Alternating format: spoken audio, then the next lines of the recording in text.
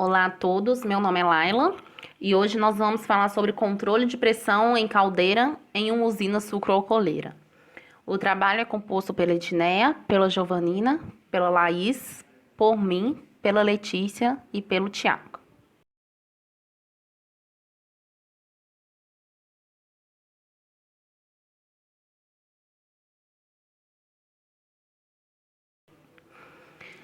As usinas sucroalcooleiras são responsáveis por 2,35% do PIB brasileiro, o que gera uma renda de aproximadamente de 40 bilhões de reais por ano, além de ser um dos setores que mais geram emprego no país. O Brasil é o maior produtor de cana-de-açúcar do mundo, que é a principal matéria-prima para a produção de álcool e açúcar utilizada no país, sendo também o maior exportador de álcool e de açúcar do mundo.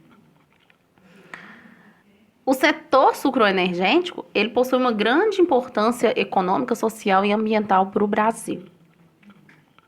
Para produzir álcool e açúcar, a cana é colhida no campo e passa por um processo de moagem. Durante a moagem, eu tenho a separação da fase líquida da fase sólida da cana, né? O líquido é o caldo, que é extraído, e a parte sólida é o bagaço. Esse caldo, ele é enviado para um tratamento para produzir álcool e açúcar.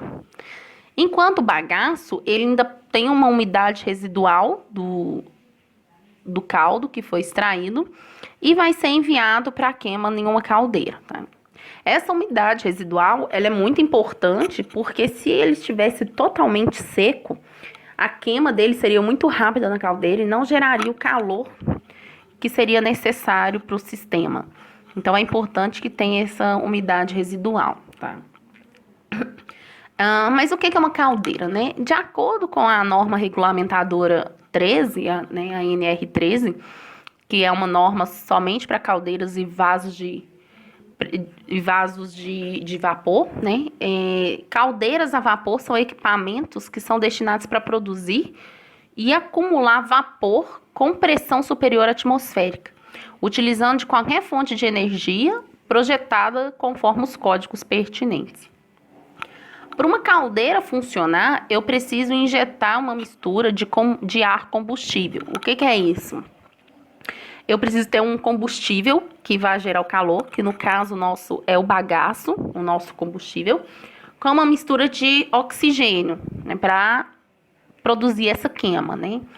E juntamente precisamos também adicionar no sistema água líquida, né? Há uma vazão.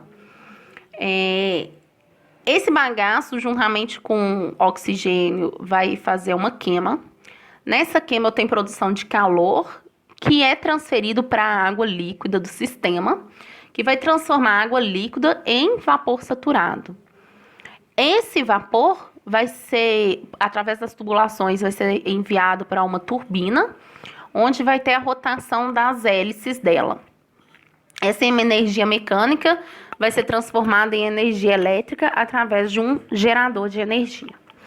Quando esse vapor sai da minha caldeira, ele sai a uma pressão, né? E essa pressão, ela deve ser rigorosamente controlada. Por quê? Se eu tiver uma baixa pressão, eu corro o risco de ter água líquida no meu sistema ainda. E se essa água líquida entra em contato com minha turbina, eu posso causar um grave acidente. Posso quebrar as pás da minha turbina e estragando todo o meu equipamento e colocando em risco até as vidas dos funcionários que trabalham no local, né? E se essa pressão é muito mais alta do que eu preciso, né, do que precisaria, talvez ela seja tão alta que esse vapor não tenha força suficiente para rotacionar as hélices da turbina. Então, deve ser operado em uma faixa de pressão específica, que vai depender do tipo de caldeira que eu estou trabalhando, se é uma caldeira com alta ou baixa faixa de pressão, mas deve ser rigorosamente monitorado, né? O nosso trabalho visa a medir, né, avaliar essa faixa dessa pressão na saída da caldeira. Quando se pega para analisar o sistema por um todo, né, é possível ver que a gente tem 3 variáveis de entrada, que é a vazão de água, quantidade de combustível e de oxigênio injetado no sistema. E essas 3 vazões retornam um vapor no final a uma dada pressão, né? Nós escolhemos manter o combustível e o oxigênio como constantes, né, como variáveis constantes, e vamos variar a nossa vazão de água e a pressão de vapor no final, tá? Todo o processo na caldeira, ele é altamente controlado por sensores, né? É totalmente automatizado. O processo ocorre praticamente sozinho, não precisa de ninguém lá na caldeira operando, né? São colocados sensores que retornam esses valores para um centro de operação onde tudo é controlado. Como eu disse, o objetivo do nosso trabalho é avaliar essa vazão de água que entra com a pressão de vapor que sai da caldeira. E esse tema foi escolhido devido ao fato da importância das usinas sucroalcooleiras no país e por eu estar fazendo estágio em uma usina sucroalcooleira aqui na cidade de Pompéu, que até que na foto é possível ver, aqui na nossa apresentação, é possível ver a foto da caldeira da usina. Essa caldeira, a gente chama ela de caldeira 3. Nós temos 3 caldeiras lá, a 1, a 2 e a 3. Atualmente, a 1 e a 2 estão desativadas e estamos operando somente com a caldeira 3, devido à capacidade de produção de energia dela ser muito maior do que da 1 e da 2 somadas juntos, né? Agora nós vamos falar um pouco sobre sensores, né? O que é um sensor e como que ele funciona no nosso processo.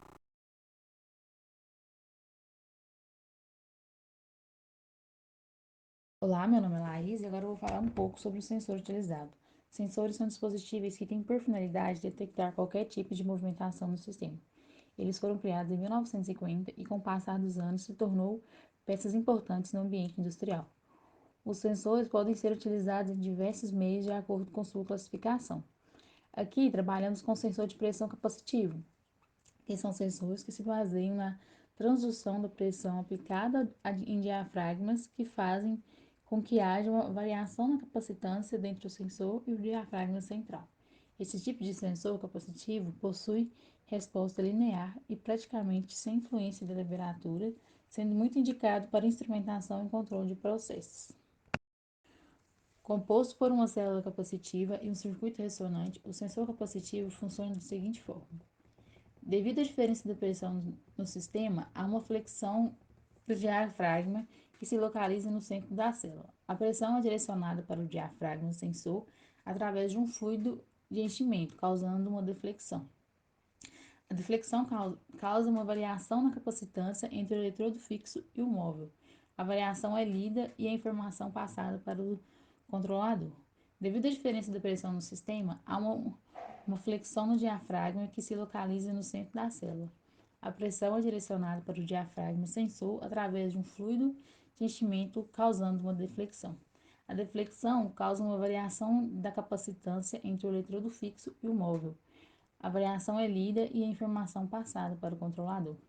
Sensores do tipo capacitivo possuem uma tecnologia de ponta e garantem linearidade e repetibilidade das leituras, oferecendo dados altamente confiáveis.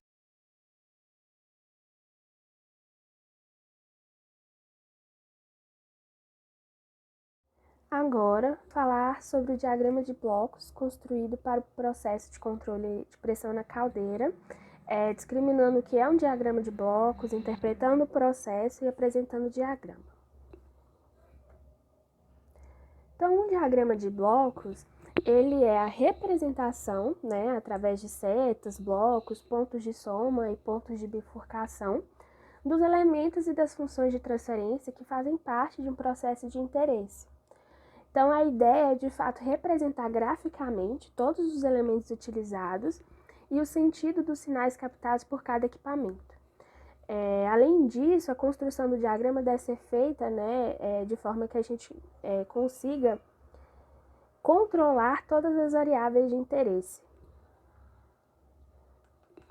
No nosso trabalho, o diagrama de blocos tem como característica, né, ser um diagrama de blocos de malha fechada, justamente pela presença do sensor na sua composição.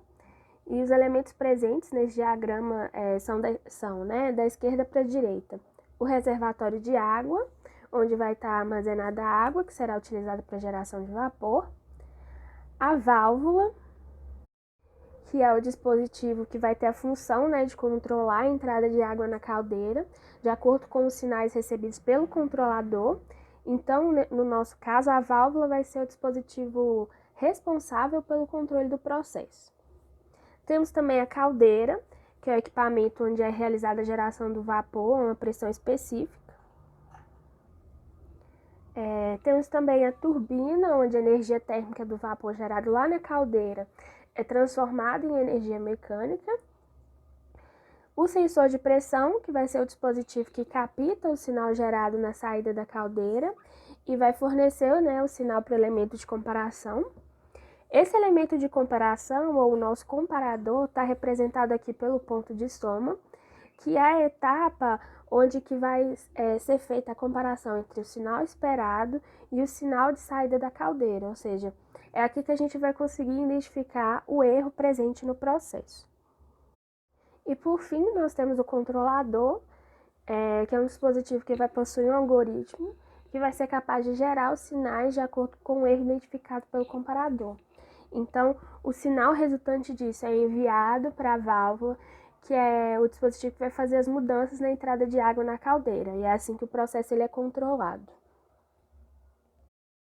Outro sinal de entrada que a caldeira tem é proveniente do queimador, que é onde é produzido o calor responsável pela geração de vapor, e esse calor ele é obtido pela queima de combustível.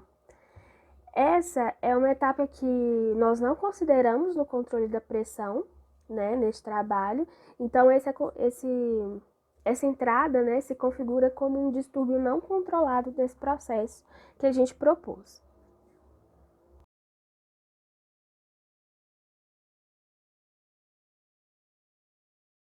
Olá a todos, eu sou Giovanina e vou falar um pouco sobre modelagem matemática e função de transferência do nosso trabalho.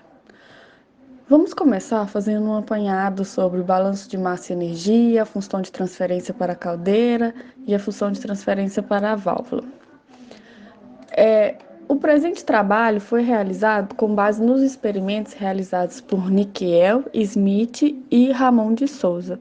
Eles foram devidamente referenciados e citados durante todo o nosso trabalho, nós pegamos o trabalho deles e fizemos uma referência e conseguimos chegar aos nossos cálculos e resultados. O que é uma função de transferência? Ela é a representação matemática da relação entre a entrada e a saída de um sistema físicos. Essa função de transferência, elas são usadas extensivamente em análise e projetos de sistemas lineares invariantes no tempo. É um modelo matemático, como eu disse, no sentido de que ela expressa a equação diferencial que relaciona a variável de saída com respeito às variáveis de entrada. Ela se apresenta como a propriedade do sistema, completamente dependente do sinal de entrada, relacionando essas variáveis, Porém, ela não proporciona informação nenhuma sobre a estrutura física do nosso problema, a estrutura física do nosso sistema. Para a gente começar a pensar sobre a função de transferência, é sempre realizado um balanço de massa e um balanço de energia. E nos estudos de processos de engenharia, qualquer engenharia, essa função de transferência de massa entre as correntes, essa transferência de energia, é necessário esse balanço material. No caso, se envolver transferência de calor entre as correntes, a gente vai ter o balanço de energia. Se envolver a transferência de massa, ela vai ter o balanço de massa. Basicamente, isso consiste assim no monitoramento e a descrição do fluxo desta massa, de dentro para fora do sistema. Isso vem detalhado das vazões e concentrações de cada corrente e, muito raramente ou eventualmente, isso acontece dentro do interior do sistema. Para a modelagem matemática, né, do sistema obtido, a gente considerou esse balanço de massa, né, e de energia da caldeira, considerando as fases líquidas e gasosas do sistema, né, como foi feito por Astrand Bell, né, e Nikiel. E a partir do desenvolvimento das equações obtidas nesses balanços de massa, a gente obteve o seguinte modelo simplificado do processo, né? Que está descrito na equação 1 e na equação 2. Nessas equações, nós temos que P é a pressão, Q é o fluxo de calor, QF é a vazão, né, de água de alimentação, QS é a vazão de vapor, HW é a entalpia da água, HS é a entalpia do vapor, HF é a entalpia da água de alimentação, HC é a entalpia específica de condensação, VS é o volume total de vapor no sistema, VW é o volume total de água no sistema, VT é o volume total do sistema, S é a massa específica do vapor, W é a massa específica da água. T é a temperatura de vapor, né? MT é a massa do metal e CP é o calor específico do metal. E então foram obtidas aproximações, né, para o coeficiente E1, de forma que a entalpia do vapor e da água, a densidade do vapor e da água e temperatura do vapor pudessem ter determinados bem as suas derivadas parciais em relação à pressão. E então, considerando as entradas degrau e um processo integrador, Nikiel foi capaz de obter a função de transferência para essa caldeira. Né? A partir de um algoritmo utilizado, ele conseguiu obter a equação 3. E, assim, é comum que essa função de transferência para a caldeira possua um numerador pequeno, que é como é observado, né? Onde esses numeradores das funções de transferência, elas possuem grau 1 ou 0, né? Enquanto o denominador possui um grau maior. Já a modelagem para a válvula, né, como a obtenção da função de transferência para a válvula, ele é descrito no trabalho de Souza, que é onde a gente apresenta aqui a equação 4. E, de forma geral, o autor ele realizou a modelagem considerando variação de vazão por restrição, onde o atuador não fizesse parte do sistema, evitando-se a não linearidade do atuador da determinação de modelo matemático da válvula.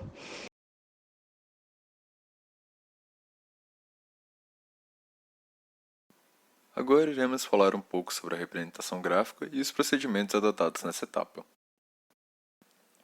Para realizar o controle do sistema, primeiramente consideramos que a caldeira atua como um bloco unitário, ou seja, que o resultado obtido durante o controle ele vai ser o mesmo se considerarmos a função de transferência da caldeira ou da válvula reguladora. Então, primeiro adotamos a função de transferência encontrada para a caldeira na bibliografia. Porém, essa função apresentava um ganho próximo da ordem de 10 a menos 9 e isso inviabilizava o controle do sistema, pois qualquer valor estimado para a variável S gerava uma alteração bem expressiva na resposta do sistema. Após feita essa análise, também por meio de discussões do grupo com o docente responsável, nós concluímos que seria mais adequado utilizar a função de transferência da válvula reguladora. Entretanto, essa função de transferência ela é de primeira ordem e desse modo não foi possível utilizar o método de Zikernikus para ajustar o controlador, uma vez que esse método ele só pode ser utilizado para ordens superiores. Logo, a alternativa encontrada pelo grupo foi a de aplicar o método de tentativa e erro. Então começamos supondo o valor 1 para o proporcional, 0 para o integral e 0 para o derivativo. E através do gráfico gerado, verificamos que ele não se assemelhava aos que foram estudados. Portanto, tentamos modificar para valores maiores e menores do que 1 o proporcional. Porém, acabamos optando por deixar em 1 o proporcional e modificar o integral. Dessa maneira, nós supomos o valor 9 para o integral, mantendo em 1 o valor do proporcional e 0 o derivativo.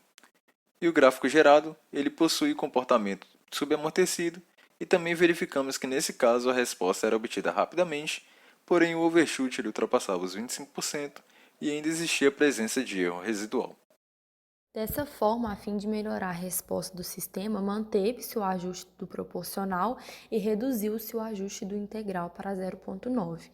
E pelo gráfico exposto, é possível observar um perfil mais adequado, mesmo a resposta do sistema sendo mais lenta, pois o overshoot diminuiu consideravelmente, ficando em torno de 7,42% do ganho e o erro residual foi nulo. Então, com o intuito de compreender o comportamento do sistema e principalmente a rapidez com qual o sistema atinge a resposta, reduziu-se ainda mais o parâmetro integral e alterou-se o valor do derivativo.